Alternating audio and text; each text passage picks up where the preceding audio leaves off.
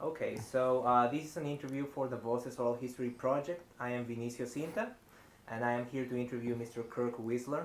We are in Carlsbad, California, and today is March 12, 2017. Mr. Whisler, thank you so much for granting us this interview. Please, if at any point do you want to stop the interview, please let me know. Okay. And if there's any questions you don't want to answer, we'll move on to the next question. Sure. All right, Thanks a thank you so lot. much. So we will start talking about your background. Sure. So where are you from?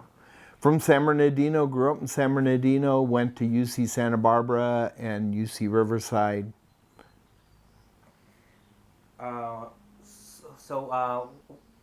My major was history and political science, and did 4 years after college working for Gallup polls and also for Ventura County doing long-range planning.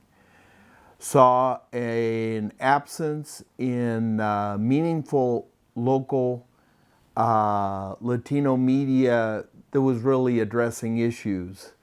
This would be the mid-1970s, and at that time there was really two kinds of media, print media, directly serving the Latino community in either English or Spanish. You had a few Spanish language newspapers, and you had a few that were in bilingual formats. The ones that were in bilingual formats tended to be more the more recent ones, started in most cases at that time in the late 60s, early 70s. They tended to have a more progressive stand than the Spanish language newspapers, and that when you look at back to the Spanish language newspapers like El Opinión at that time, it was a rather conservative publication and that. And so we started Somos magazine, 1978 in San Bernardino, and me and a group of other people.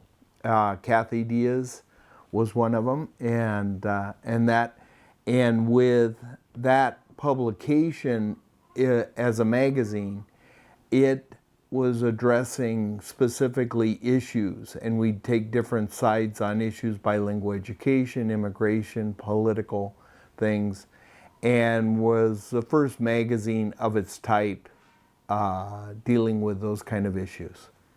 So what inspired you to go into publishing from Gallup and Ventura County?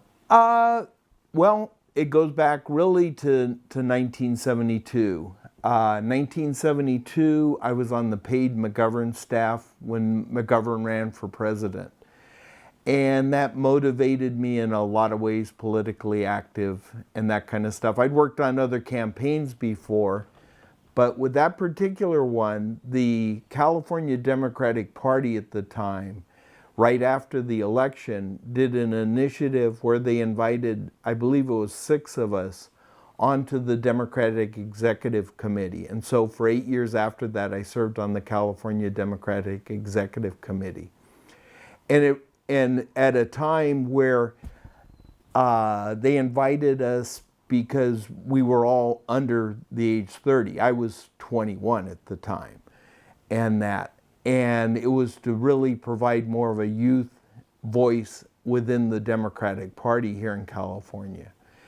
And because of that invite, was put into a situation where I met a lot of other relatively young at the time, Art Torres, Richard Alatorre, before they held political office and that kind of stuff, and they were instrumental in igniting political forces, progressive political forces here in California. Esteban Torres is another one that I met via that, and he went on to serve in the Carter White House and then as a member of Congress and that for a number of years.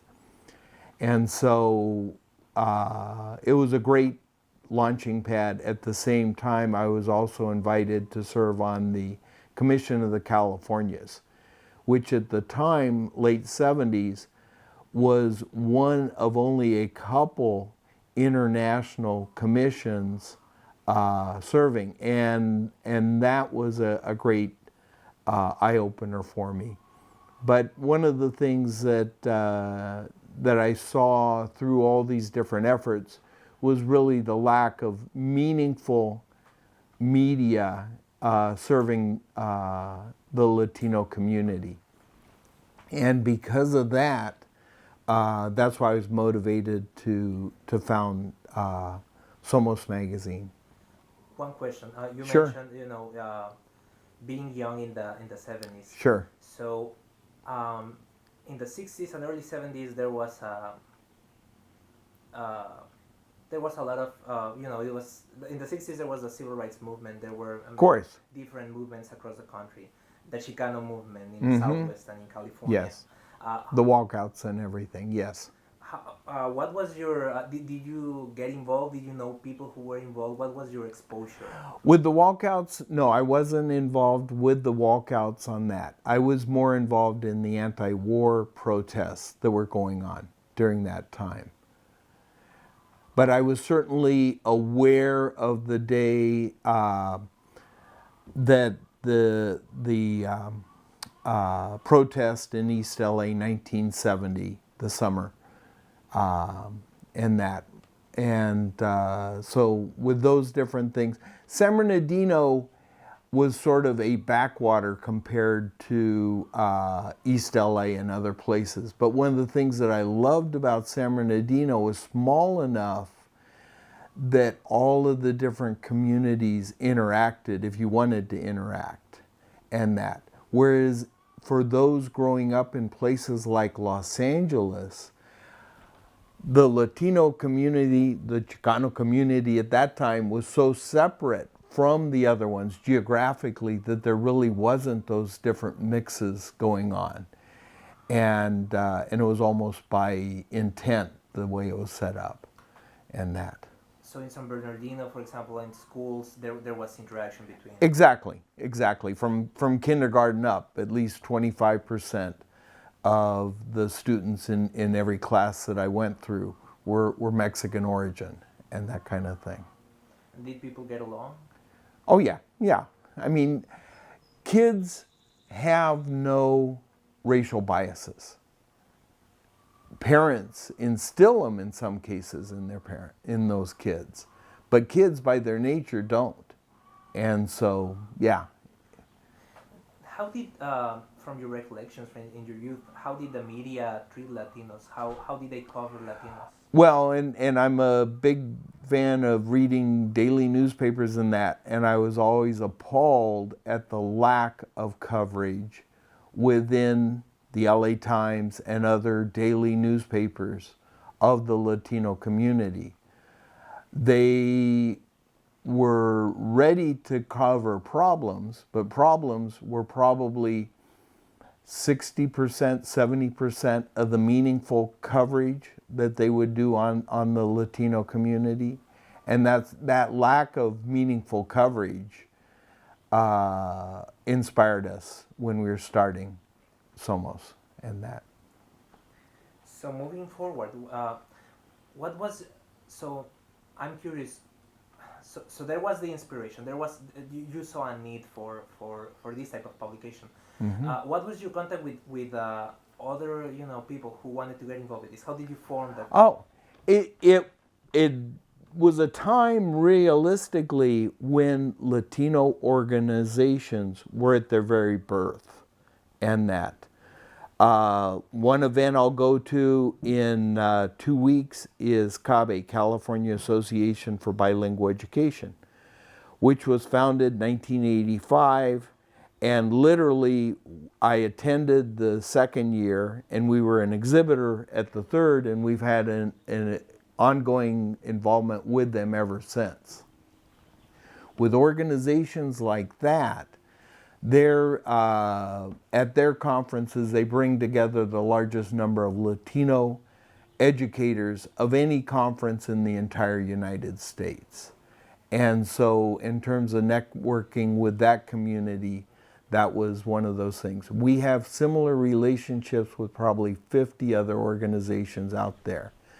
One of the early things that really, in my mind, triggered a lot of the stuff that became the whole movement was Zoot Suit, the play. And when it originally opened for only a 10-day run, it ignited such passion and everything. It was later brought back that same year for a longer run. That run became going to Broadway, and ultimately the Music Center in LA, where it was originally opened at, they bought a huge theater complex out of the revenues that they were making off of this. But with Zoot Suit, it provided that passion and motivation. One of my compadres is Edward James Olmos, and I'd met him shortly before Zoot Suit and got to know him a whole lot better during that, and then since then with various movies that he's done. Anywhere he has a producing role, I'm on the marketing side, those kind of things with it. And we've founded two organizations off of that. One is Latino Literacy Now, and the other is the Los Angeles Latino International Film Festival.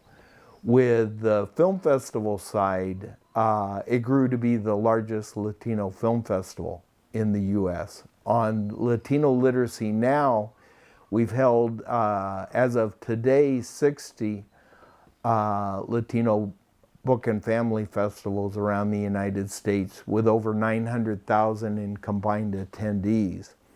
But we also founded the International Latino Book Awards, where we've honored 2,171 authors and publishers, ranging from Isabel Allende and Gabriel Garcia Marquez on one side to that author that nobody's ever heard of, but they're going to be that next great author out there.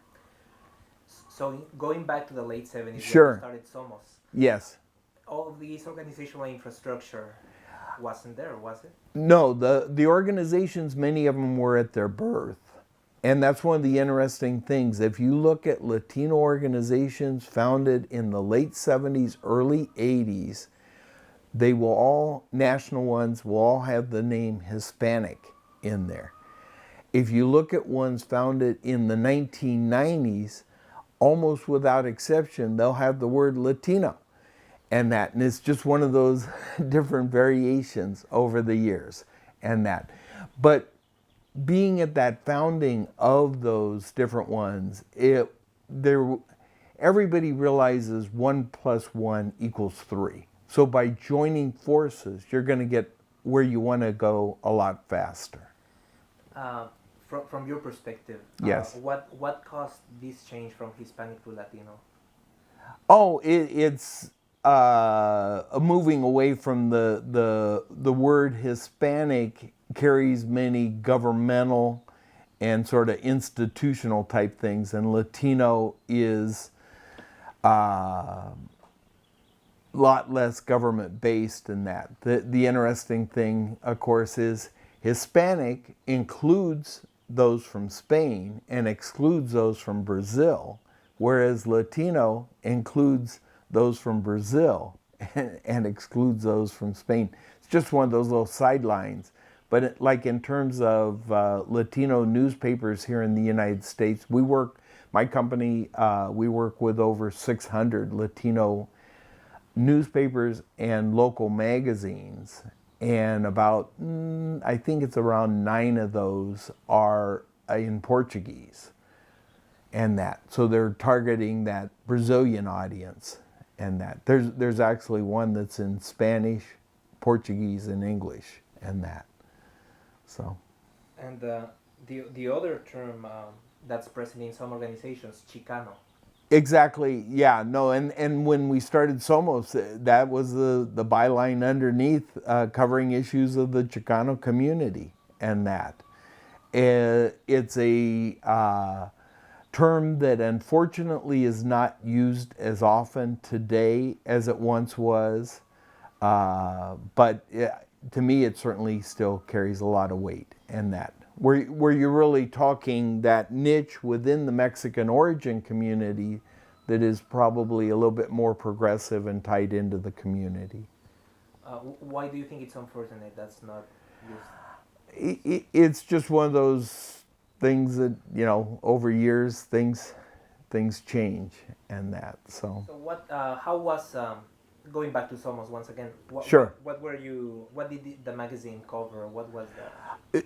As I stated before, it covered issues, entertainment, and that it was on a monthly perspective, but I think we were the first entity to ever reach out to first all the Latinos running for various assembly and state senate seats here in California, and then we did a similar thing at the congressional level nationwide, reaching out and that, because nobody had really ever covered from a political perspective a lot of these type of issues.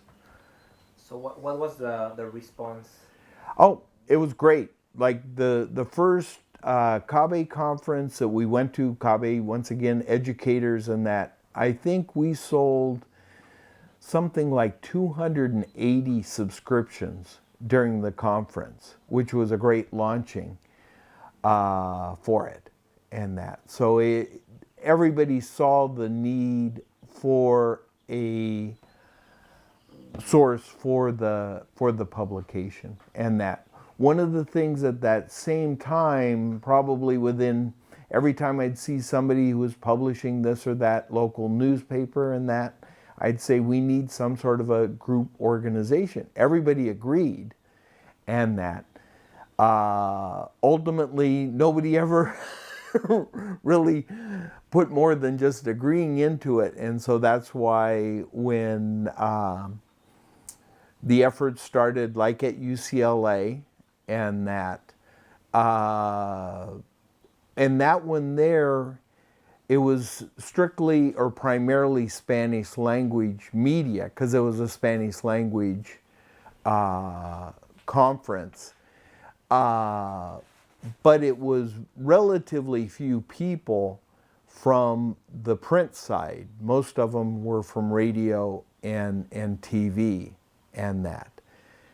And then there was a fair contingency there that were from mainstream print and that, which I've always seen as a distinctly different vehicle than the publications, newspapers, and magazines strictly serving the Latino community and that. And even to this day, as we sit there and we hear about all the problems with newspapers and that, and no media covers their problems more than newspapers and that. They'll put it on the front page of the business section and that.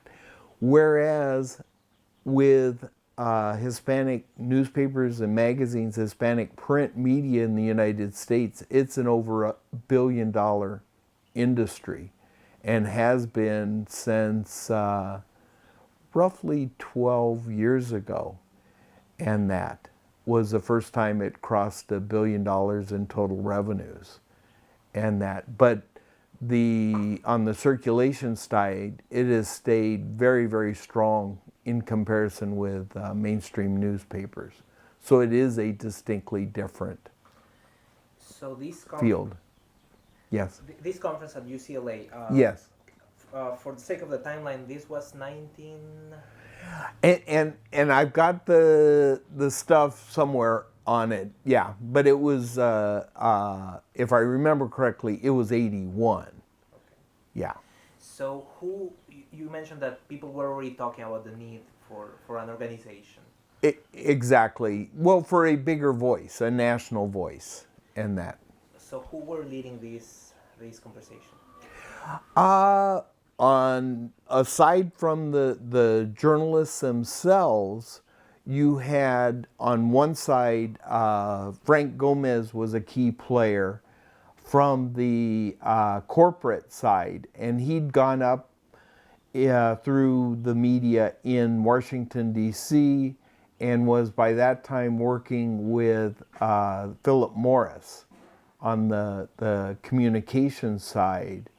And he stepped forward at that conference and basically said, we will fund the interim effort to get a true national Hispanic media conference established, and ideally founding both the National Association, what became the National Association of Hispanic Journalists, and the National Association of Hispanic Publications.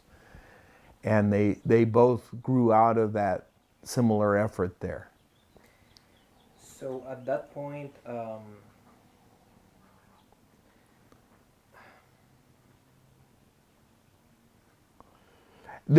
And Gannett also stepped forward and with more of a commitment, but that commitment, if I remember correctly, came more once we'd actually started the planning committees. And because I don't know if I do not believe Gerald was even at the conference there at UCLA, Gerald Garcia, and who became the founding president of the National Association of Hispanic Journalists.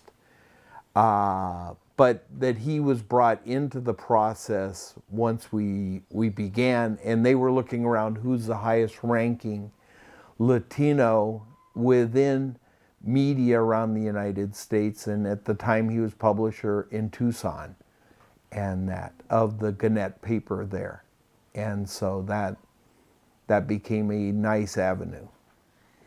So once this was decided, and once there was support, material support from the corporate world, how did the foundation process go for NAHP?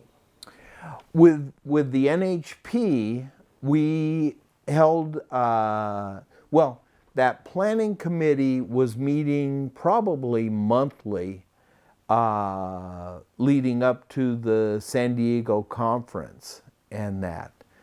And so with that planning committee, I reached out to all the publications that I was aware of. One of the interesting things about that whole process, during that same initial time period that this was going on, I was working also with Eddie Olmos on the movie Ballad of Gregorio Cortez, and which was had been picked up by Embassy Pictures, which was owned by Norman Lear and Jerry Perenchio. And Jerry Perenchio had never done a single thing at that point in Hispanic media. And it was quite interesting because by the time we were there at Embassy Pictures for roughly a year altogether, leading up to the release and everything, and then after it released, by the time we ended our relationship with Embassy Pictures, Jerry Perenchio had bought several radio and TV stations in Puerto Rico and was well on his way to realizing this is a good money maker for me. And so, it wasn't long after that he became the principal within Univision and that. So it was interesting because literally at that time, there was only 4 Spanish language TV stations in the United States. There were full-time Spanish language TV. And so it was a very small segment. There was probably, at the time the NHJ was founded, maybe around 40 to 50 radio stations had some programming or all programming. Most of them were some programming in Spanish, so they'd have it from 4 to 6 in the morning or something like that, and things along those lines. So it was really at the birth of all of this. But because of that money from Embassy Pictures, The database that I had at that time of Latino newspapers and magazines in the United States, the biggest I could find, 16 publications. By the time we finished with the Ballad of Gregorio Cortez, I had a database of roughly 265 publications. And it was, without a doubt, the first time anybody had ever reached out on a national basis to Hispanic print media and that. So these search or these recruitment of publications. Yes. Were you leading this process? Yes, and that's where it worked hand in hand with the Ballad of Gregorio Cortez, because I was needing to reach out to them over there anyway. And then on the other side is the whole thing of forming an association. So one made, each of them made the other one stronger. And that's going back to Zoot Suit. If Zoot Suit had not happened as it did, then the Ballad of Gregorio Cortez, that was actually funded by the National Council La Raza, that funding would not have happened. I'm convinced of that. And so that movie would not have happened. And while certainly there would have been an association at some point of publications, it would not have jumped out as strong and as big as we were able to do. So you would say there's a direct connection between NHP and the Ballad of Gregorio Cortez and Zoot Suit. And of course Eddie Olmos. And nobody has come more often to our conferences. He's been, I believe it's 9 times to our conferences and that. NHP? Yes. Yes. And so were these, all these 200 plus publications, how interested were they in joining? Very interested in that. At our founding convention, we had, I believe it was 75 publications present at it. A lot more people than that. But because of that was a great launching of it. And so it really, the pieces fit together very nicely. And so we were able to ultimately, from that growth, it really has really paralleled the growth within the industry and that. And the other thing, going national with an organization. Yes. Were there any challenges in, for example, reaching out to the East Coast or to... With an entity like the NHP, we had far less challenges than the NHJ. The NHJ, because they were, in a sense, founded out of the CCNMA, there was certainly some reluctance. Frank Del Olmo was the leading example, and I'm sure you've heard about his reluctance, in part because of the name having the word Hispanic rather than Latino, but more so just not wanting to turn his back on the CCNMA and that. And yet each of them was serving different roles in that. One of the things with an organization like the NHP, something like that, where it's a different type of an organization than the NHJ. NHJ is member-based, whereas the NHP is publication-based. And so it is, and they're actually different nonprofits. The NHJ is a 501c3, whereas the NHP is a 501c6, which is a type of category for chambers of commerce and that kind of a thing. So it's a slightly different configuration. But, and in a sense, I've always appreciated how the chambers in Mexico work, because I think they in some ways work better for certain types of industries than here in the United States. And in Mexico, the chambers are based on industrial categories. So all the publication, all the book publishers, for instance, in Mexico are one chamber. All the newspapers are a different chamber, and that. And by doing that, you have more strength at the local and at the national, because then you can tap into the other aspect of it. Okay, that's actually that's a great insight. That's a very interesting insight. So how? And that took a few years to really realize, because it really it really works much better that way. And so for certain kinds of businesses, I wish they were organized that way here in the U.S. They'd be more successful if they were. Did that configuration at any point present challenges to NAHP? To the NHP being a national? National, and what you said about, well, maybe in this case it is an industry. Exactly, because the nice thing is within 4 years we were interacting with our sister counterpart in Mexico, AME, and in Spain and other organizations like that, because they saw it was an easier relationship, and that. And the relationship with AME exists to this day, and that. So it's a great type of thing. Kind of a parenthesis. Sure. So the conventions, NHP events, or Yes. do they have like an international component? Do you do?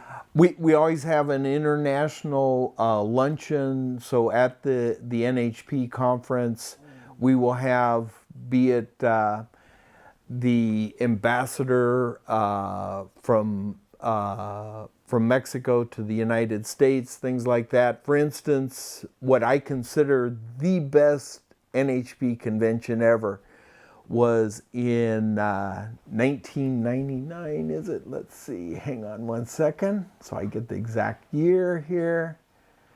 Yes, 1999, Huntington Beach. And we had, for a luncheon, we had presidential candidate Fox speaking, and we had Eddie Olmos speaking. And we were all at the same table beforehand and that. And Eddie was telling future President Fox over and over, I like what I'm hearing from you, but I don't know whether I can believe it or not. And out of that, President Fox, or future President Fox, gave his speech first, and Eddie gave his second. And Eddie basically started, I had one speech I was going to give on this project, film project that I'm involved with, but I've thrown it out because I want to address the remarks from Fox. And I want to believe everything that you're telling us, but history tells me I cannot believe it. And Eddie issued a series of challenges to him, including taking on the whole Chiapas situation that was going on at that time. And actually a friendship developed out of that meeting. Eddie was invited to the inauguration. Eddie said, I will only go if you go the same day to Chiapas and address the issues there. The compromise was they went that weekend to Chiapas. But international politics coming out of those kind of settings. So it's a lot more than just here's a potential candidate and that kind of a thing. So it was quite momentous and that. And I don't know if you've ever had the chance to hear Fox speak in person, but he's a great speaker and that. And so it was that kind of charisma from two different sides that made for a great event. Yeah, that sounds like quite a conference. Yes, and, yes. And this was 1 year before the election, so it was kind of setting the... Exactly, yes. Okay, so closing the parentheses and going back to the early 80s. Yes. You mentioned earlier also that you had some involvement in CCNMA? Yes. And CCNMA at that time, realistically, was a group of maybe 50 people. 35 of us would typically show up for the monthly get-together and that. So it was not thousands of people. And literally, at that time, you could sit there and look in any industry and it would be that kind of a networking. Within the entertainment industry, where now we are fortunate enough here in the United States to have literally thousands of people making their living off of the movies, TV, and that Latinos. And at that time, literally, we could fit in this room right here, everybody that was actually making a living off of the entertainment industry, in front or behind the camera, and that, because and you could know everybody. Now it's impossible to know everybody.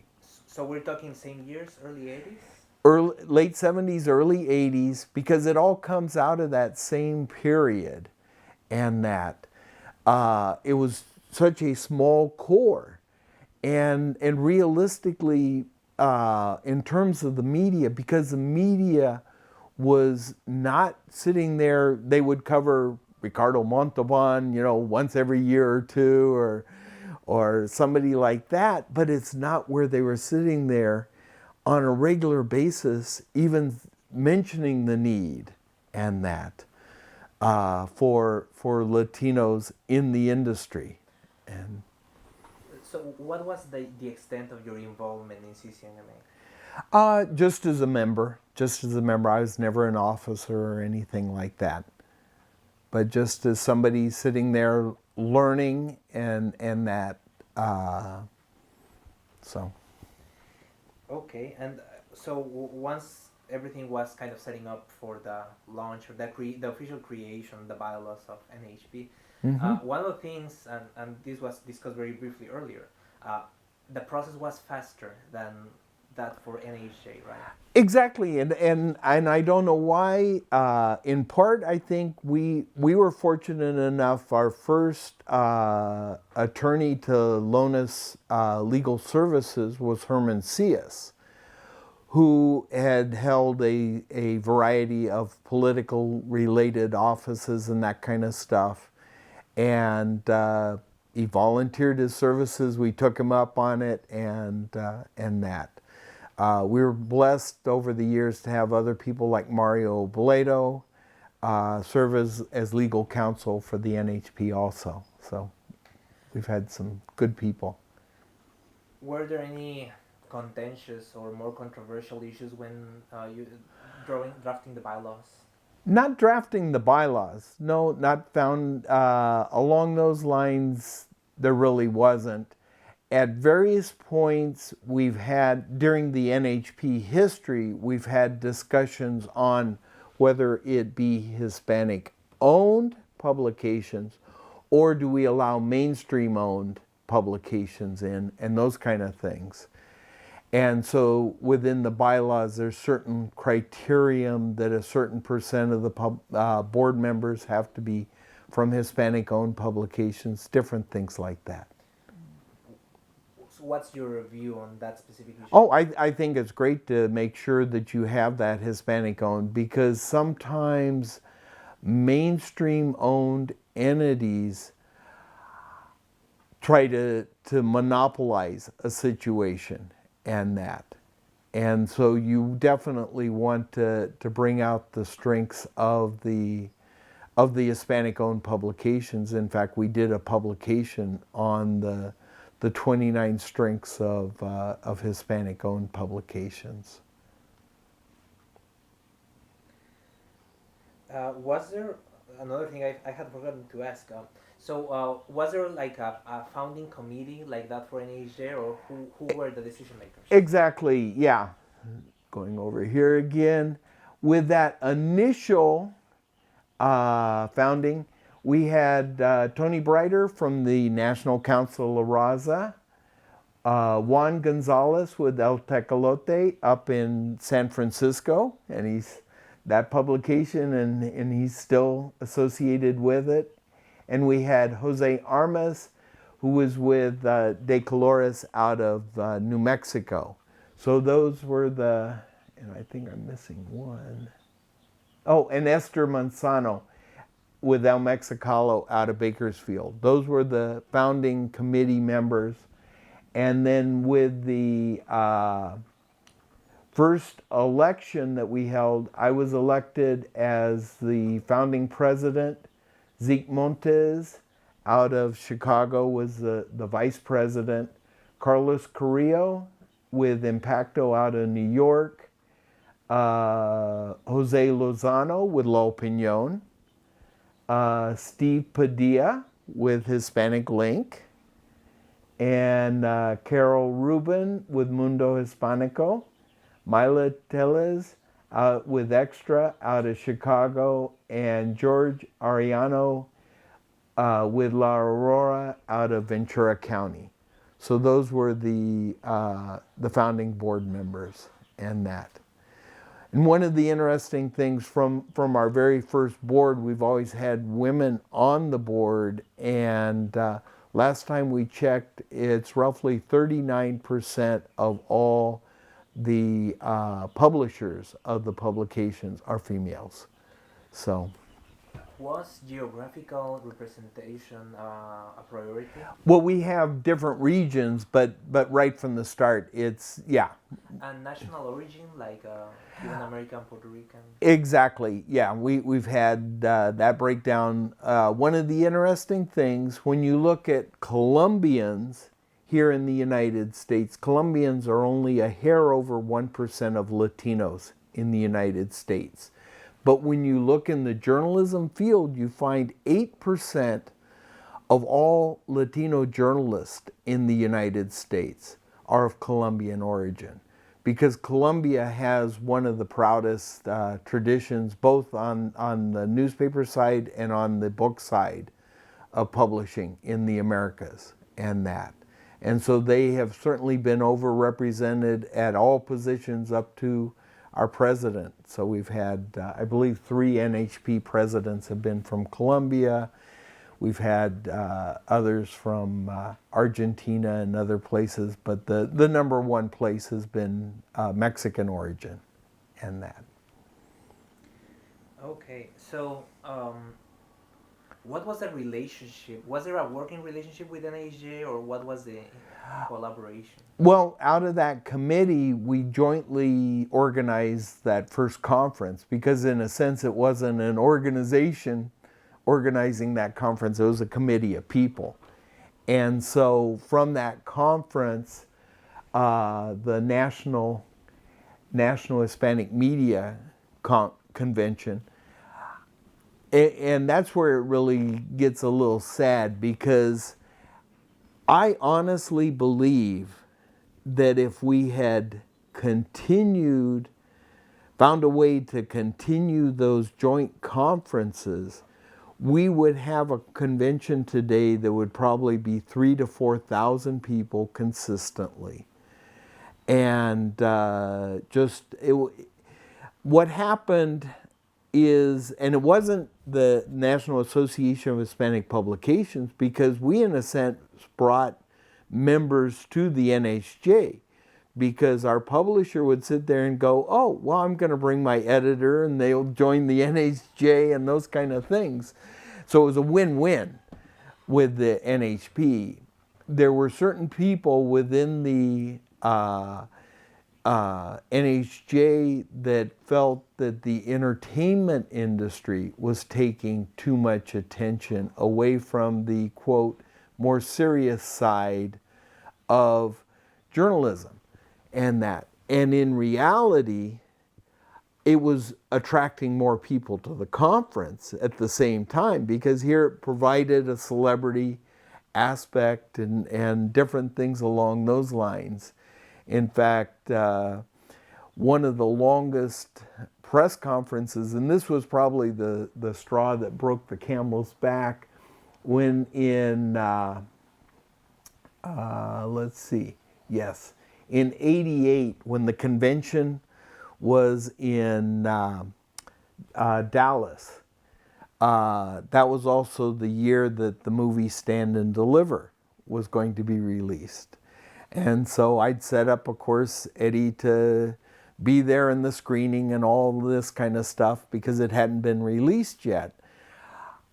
And what was going to be a 15 or 20-minute press conference with Eddie actually turned into a 4-hour press conference with like 900 people in the room.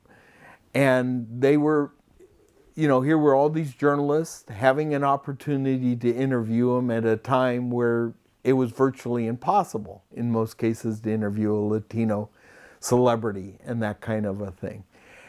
And a lot of people within the NHJ, not a lot, some of the board members felt that that was taking away too much attention and it was really, in my mind, not, because the journalists are smart enough that if they don't have a question, they're not going to stay in there. They're going to leave.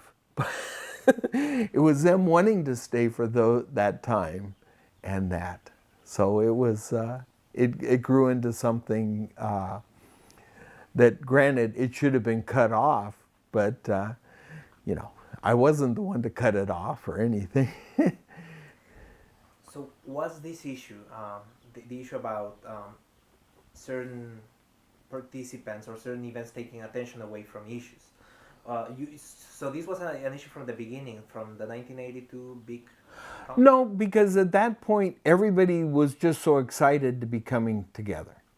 And that here was this foundation, roughly 600 people at that first conference, and that all of a sudden a lot of attention was being provided to interacting, and it was such an exciting time because that journalist could sit there and learn so much from the other journalists. Everybody was easily learning as much from the networking as they were from the sessions and that. And so it was really a time of enormous growth and that. And numerous people had their careers propelled because of that. In those early years, how did it benefit, or how did it how do I frame this?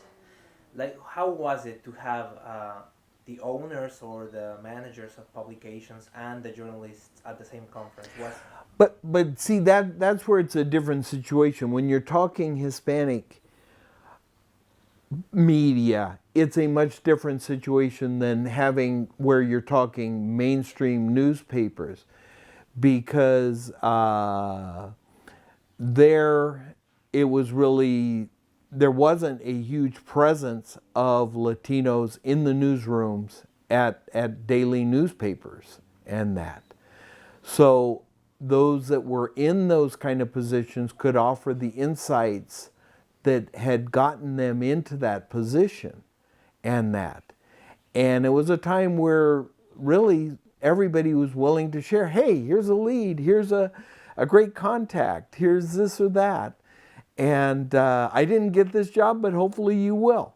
That kind of a thing. And so it wasn't where people felt that they were competing or anything like that. And sure, there always is that personal side, I want to do better than somebody else, but ultimately it was just a lot of excitement, an awful lot of excitement. Oh, so that really didn't become an issue until later on. Exactly. Yeah. And I know NAJ and NHP emerged roughly the same time, but there's a third organization, which is Hamas? Hamas. Okay, Hamas is really a generational type thing. Okay, the original organization founded within the entertainment industry was Nosotros. It was founded in 1970 by Ricardo Montalban, and the prime impetus there is Jerry Velasco that really provided a lot of the energy. In the early 80s, about 82, was when Hamas was founded. And it was sort of every organization, every single nonprofit, you can chart highs and lows. So Nosotros was going through a slight downturn, and there were these group of people that said, let's form a new organization, and Hamas was founded. And with Hamas, literally, you can chart their history by their involvement in with this conference. And there's actually a fourth organization that was involved for at least one of the years, but I'll come to that in a second. So that by, I believe Hamas was invited in probably 84 or 85 to participate. And so they set up several entertainment-oriented panels and that, which were excellent panels and well attended and all that kind of stuff. The other association that came in for probably 1 year was, and it has gone through many evolutions over the years, the Public Relations, Hispanic Public Relations Association, which was basically just a group out of Los Angeles and that. And so it was one that also did not set well with certain NHJ board members who viewed public relations, they're the flacks, they're that kind of a thing. They aren't doing real journalism and that kind of a thing. So that's why they didn't want them in and that. So, but it's interesting with Hamas, jumping back to Hamas for a second, by the time all the organizations had separated in 89 after the 89 conference, Hamas probably lasted maybe 1 to 2 years after that, and then it was gone. And now the organization that would be comparable to Hamas is actually NALIP, National Association of Latino Independent Producers, which is a lot more than producers and that. And I served 9 years on the board there and was chair and that of NALIP and that. One thing I'm curious about. Yes. Well, I have two questions. The first, sure. The more directly related one is, how did these views or this discomfort with the presence of these organizations or their events, how did this emerge? When were these? When was this discomfort aired or mentioned? It was not so much a public discussion. It was a small group within the board, and that's where realistically within the NHJ, the first generation of the board was really gone, and this was the next generation of the board. And I'm viewing it from the outside because I was never on that board, but I certainly interacted with them in many different ways. And if I'd summarize that first generation of the NHJ board, I'd say they were ones who really wanted to get an organization out there that would help improve the situation of Latinos in the media and that. How do we go not merely one step forward, but 2 or 3? In that next generation of the board, you had an increasing segment that viewed it as, well, if I get on this board, maybe I will get where I want to go career-wise faster. And I think that, while that certainly was not everybody's goal, that was certainly certain people's goal. And so it was more, had changed in part, and I know some people will disagree with me, but from the we segment to the I segment and that. So would you say it was a generational thing? The generation of the board, yes. That first board was, by and large, probably entirely gone and that. Yeah. The other thing I'm curious about is why, for example, NAHP is very different from Hamas and the Yes. Public Relations Organization. So why did all of them separate? Like, why didn't NAHP maybe continue working? We could have probably, but there was also enough people within our organization that saw the value of having our own conference where we're choosing every speaker rather than as a group collectively choosing, okay, who do we have as a keynote, that kind of a thing. And ultimately our goals are somewhat separate in that. What I would have loved would have been an evolution to where you have, okay, 2 days of, or a day and a half, let's say, of distinctly your own conference. We're going to do our elections, we're going to do this and that, and then you have a day and a half that's the common things and that. And bigger exhibit area, all these kind of things, it makes for a much better conference. That's what I would have preferred to see out of it. But I'm always the kind that let's find a way to work together, and there's other people that are let's find a way to work, separate. And it was so sad to see that conference that had grown to, I don't know, maybe 15, 16, 1,800 people. And then the year after that, the NHJ conference was probably 500 people. And that, because they cut off the... But the one that I'm saddest for overall is Frank Newton, because nobody worked harder. Frank is such a great person in terms of researching, developing, preparing, and that he honestly made putting on a huge conference look very easy. And I know from talking to the NHJ board members that were also on the planning committee along with me, oh, this is so easy, we could do it, without him helping. And I'm going, no, this is not that easy.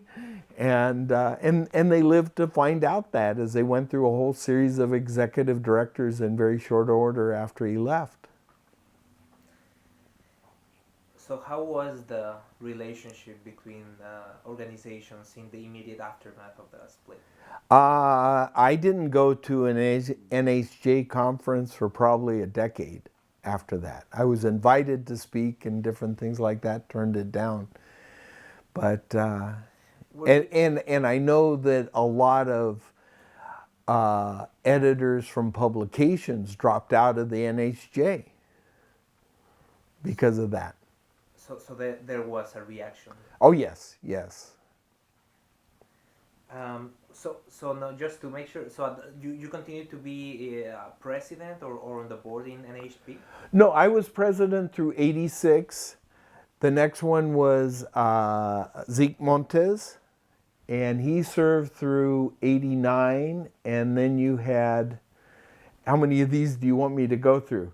You had Manuel Toro in '89, you had Tino Duran in 1990, then you had Luis Rossi, 1995, Eddie Escobedo in '97, Zeke Montes again in '99 through 2003, and then Herman Guaracao in 2003, Lupita Comenete in 2005, Clara Padilla in 2007, and then Zeke Montes back in 2011, and that. And so I also forgot to mention earlier, did Mr. Frank Gomez, did he continue his link to the... His support, yes. Nobody supported entities in those earlier years, in my mind, than Philip Morris. And Philip Morris with the National Association of Hispanic Publications, they came in as our very first, well, a company they own, Miller, came in as our very first sponsor. And Philip Morris sponsored a variety of other things with us, and so it was really a good relationship throughout the 80s and 90s and that. Since their evolution to Atria, it's been not the same relationship. So it was this relationship through Mr. Gomez, or through his initiation, and then the various people working under him in various companies that Philip Morris owned would actually be the ones, working with us on this or that project. But yeah, we owe him a huge debt. And so you said you didn't return to any Jewish conference for a while. Did you eventually? Yes, I've certainly gone back and probably gone to every third or so one now, and that, because it is a great meeting of journalists and that. So, do both organizations work together? Not really. The interesting thing along those lines, and this goes back to those early years when I was the president, and one of my good friends is Raúl Seguire, who was the longtime head of the NCLR, which over the decades has without a doubt been the most powerful Latino organization in the United States. And in the mid-'80s, they were founding or a variety of groups were getting together to found what is now ASER, Hispanic Association for Corporate Responsibility, as a way to really start holding corporations accountable when they've done something wrong. Because in the past, the way corporations would often deal with things is they would sit there and hunt for a Latino organization that they could give a small check to, that then would say, oh yeah, so-and-so's great, and it would do away with that unity type thing. And with the founding of ASER, we were able to get in the NHP as one of the founding members at a time where there was only 6 national organizations involved. And then literally, and this is how it all ties back to Frank Newton. Frank, after he left the NHJ, went on to serve under Henry Cisneros as the founding executive director of the National Hispanic Leadership Agenda, which is the other organization dealing on an issues basis situation, and that. And the NHP was one of the founding organizations there. The interesting thing, at one point, I know it was offered to the NHJ to participate, and they turned it down because they did not want to be involved in issues. They wanted to cover issues.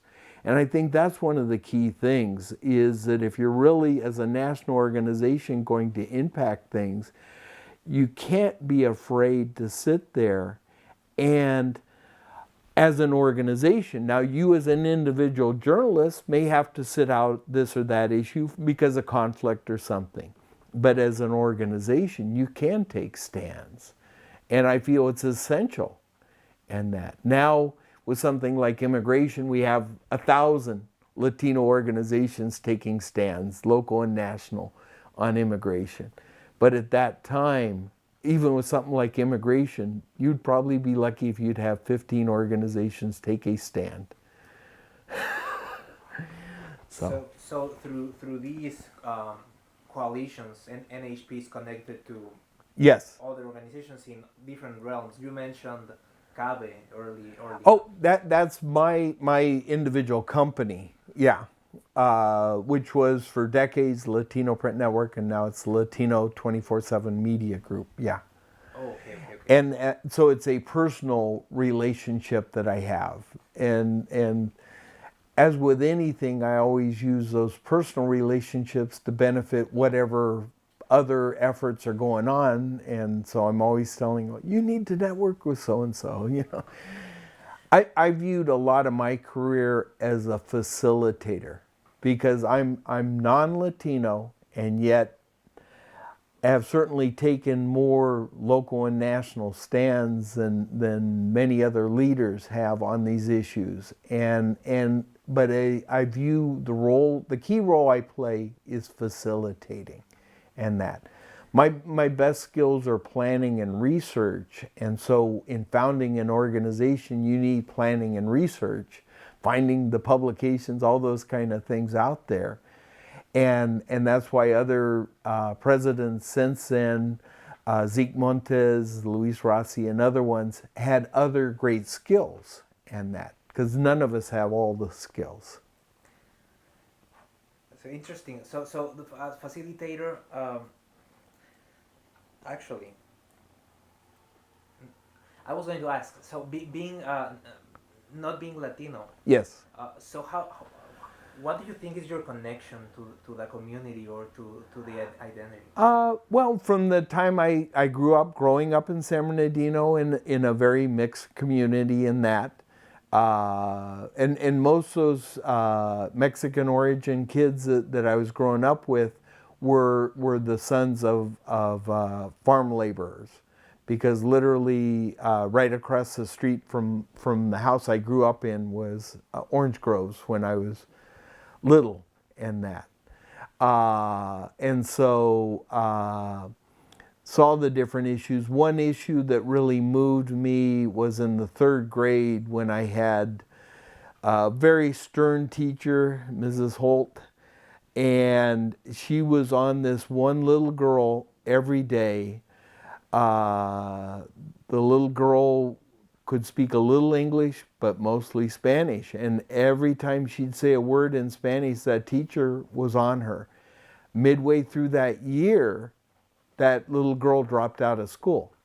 Never came back. And so I'm sure that was the end of her education and everything. But that was something that that impacted me. At the time, as a 3rd grader, there's nothing you can do. You're just sitting there, I don't want to get yelled at, and that kind of thing. But it's the type of thing later that you realize that impact. And as a youth also with my parents, we traveled to various places in Mexico by trailer, and that would go down and spend a week here or there, that kind of a thing.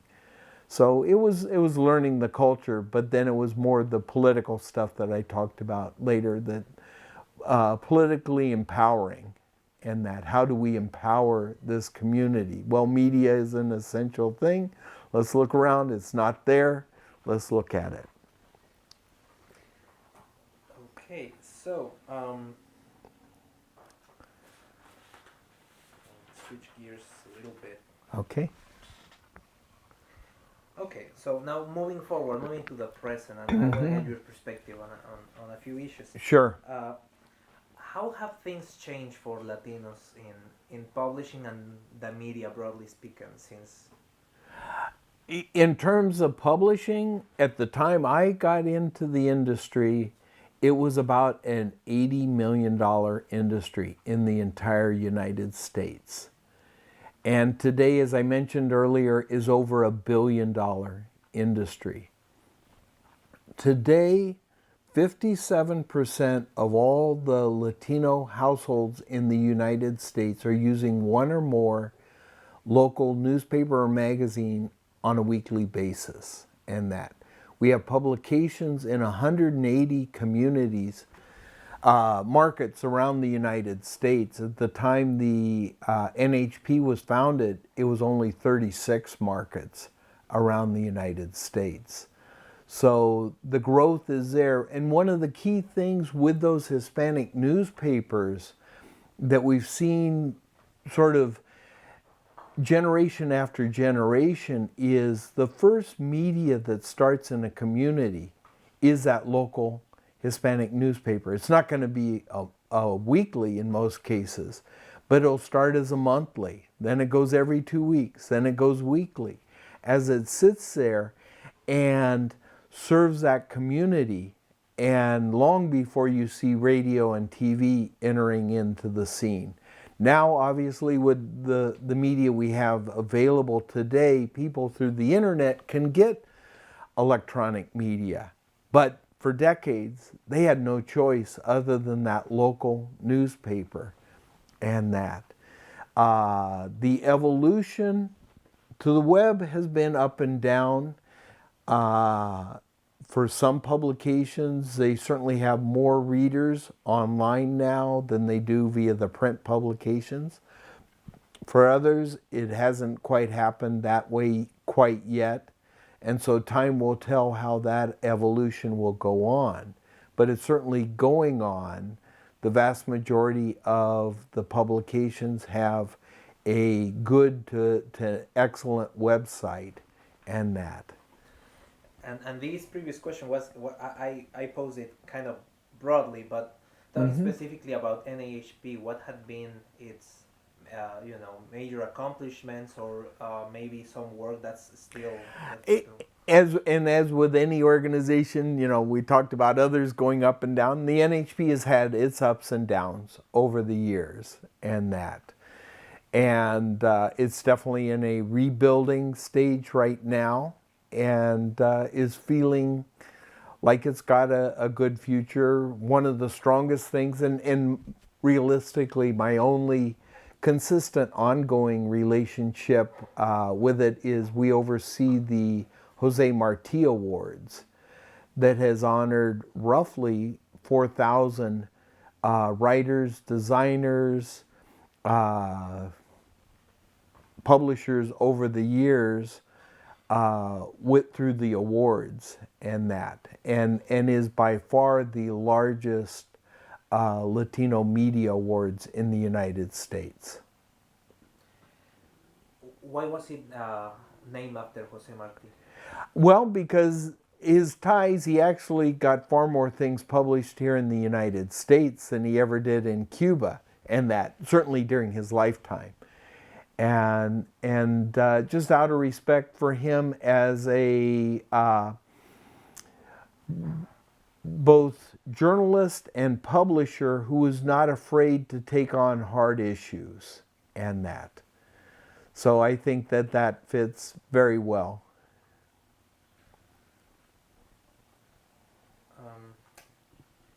Also, and this is kind of a very broad question. One thing that's very often said is that Latinos after a few generations want to consume the mainstream media or only English language media.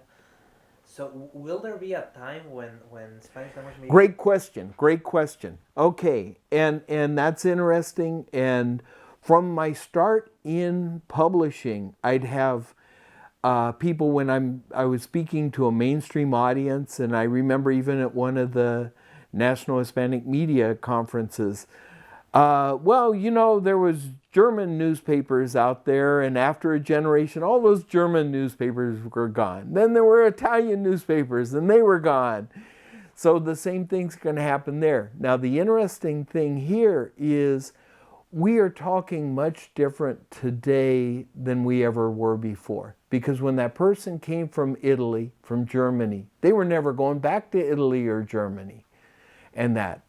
Those ties were lost with that family, and about the only way they could communicate with them was writing back home letters and that kind of thing. Today, the number one audience in the United States in terms of spending money on phone bills is Latinos. Number two is Chinese. And that's because in both cases, they're maintaining those cultural ties to those countries of origin and that. And when you look at number one spender in flying on a plane for pleasure purposes, it is Asian Americans. Number two is Latinos. And that, once again, maintaining those ties to the country of origin. And as I always like to say, the Latino market is miscategorized in the United States, and a lot of it is because Univision wants it to be viewed as a Spanish language market for ad purposes for them. But it's not a Spanish language market. It's not an English language market. It's a bilingual market. Because basically what you have is 15% of the Latinos in the US live in a Spanish-only world. And about half of those are ultimately going to return at some point to their country of origin. 15% live in an English-only world, and about half of them are really, Latino in heritage, but not in anything. They may go once a year to some Latino something or other, but they don't have any ongoing continuous tie to the community. The biggest segments of the Latino community are actually in the middle language categories. Spanish preferred, bilingual but Spanish preferred, totally bilingual, or English preferred but bilingual. And those three categories are the ones that are growing. That is the future of the market, because the Latino market in the United States today is not, once again, Spanish or English. They're going to sample both. They may listen to Spanish language radio, watch English language TV, read this book in Spanish and this newspaper in English, because it's giving them what they want at that point in the language they want it. And so it's where, if you're providing the right things and do the right research, research is where it all begins, and each market is different and that. But you have certain markets like Miami that are much higher incidence, Spanish preferred, and you have other markets, many other ones that are more English preferred.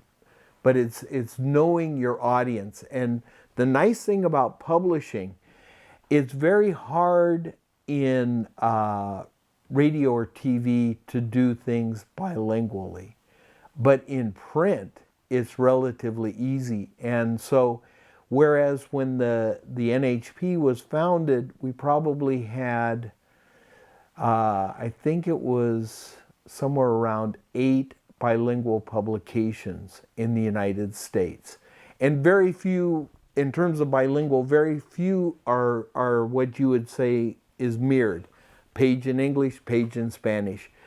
The best ones have always taken the content that they feel is most relevant in this or that language, and then maybe picked a few things like the editorial and things like that, and had it bilingually and that.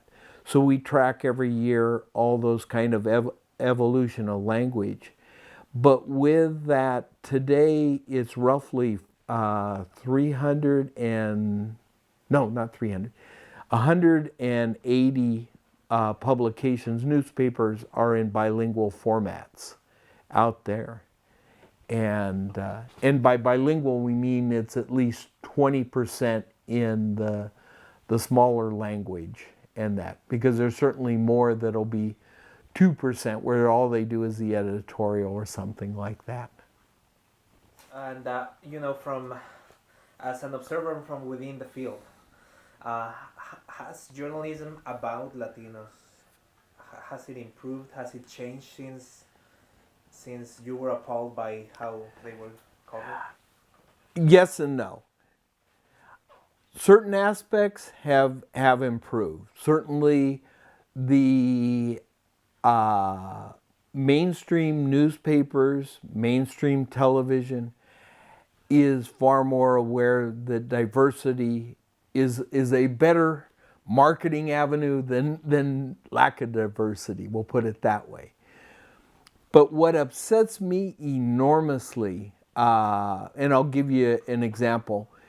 When I got into Hispanic media at that time, we were probably seeing roughly 200 books a year being written by a Latino in the United States.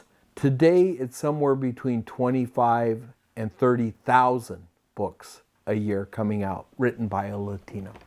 So enormous growth. And not all those are quality books, but there's tons of them that are, and that. The sad thing is that when you look at entities like National Public Radio, the New York Times, the Los Angeles Times, and that, where these are all markets that you would think would be progressive and that, and their coverage of Latino authors has evolved maybe about 10% beyond what it was in 1980. It is almost racist what comes out of some of those entities because they are not covering Latino authors in the way that they should. And that, I'm just using books as an example. Within certain aspects of media, where you have good old boy networks, oh yeah, so-and-so's got a book out, so that we will do that. And I'll give you an example, and this is with the National Book Awards. And with the International Latino Book Awards, this last year we had just a hair under 200 judges for the awards and that, and honored slightly over 200 people in terms of first place, second place, honorable mention type awards and that. With the National Book Awards, certainly one of the most important book awards in the world, what they do, and I was unaware of this until I saw a speech being given by one of the judges who was a past winner. They go, okay, as a past winner, I was honored and all this, and then they asked me if I'd be a judge. And I said, well, okay, you know, because I'm a past winner and all this kind of thing. And it turned out that that person got something like 700 or 800 books delivered to their house. And ultimately, and this is the speech that they gave, I was going through looking for authors I knew, books I'd heard about via the media, and those were the ones that I even glanced at. Any other ones I wasn't even going to look at. And so it was a biased situation from the start, and I've since heard 5 other judges speak on that same issue, that it's got to be revamped, because you cannot, nobody can even read the first chapter of 500 books in a month or two time period. It's ludicrous to sit there and put that out. It's basically, you're going to gravitate to who you know. And that's the problem within media overall, where it's, who do I know? Oh, be it in entertainment or whatever, who do I know? And they're going to their old favorites rather than thinking about that. And Time magazine overall certainly has done a variety of things, but I think in terms of when it comes to diversity, they sit there and they go, oh, we have people in Espanol, that's covering the Latinos, so we don't need to cover them in Entertainment Weekly or in these other ones the same way. And I think that that's that biased coverage again. And it's sad to say, you know, it exists out there in progressive as well as all media and that. So we definitely have to work on that. What would be the role of organizations like NHPA in improving that? Well, NHP is our purpose is different, because ours is really to work with our member publications, to work with that configuration of solely Hispanic oriented media. How do we take those publications to a higher ground? That's where I feel the role of an NHJ is key. And that's what they saw as an initial role, but at some point I think over the years it has often been forgotten. And that, because they are the one that is actually dealing with the mainstream media and has a more visible situation to sit there and bring that up.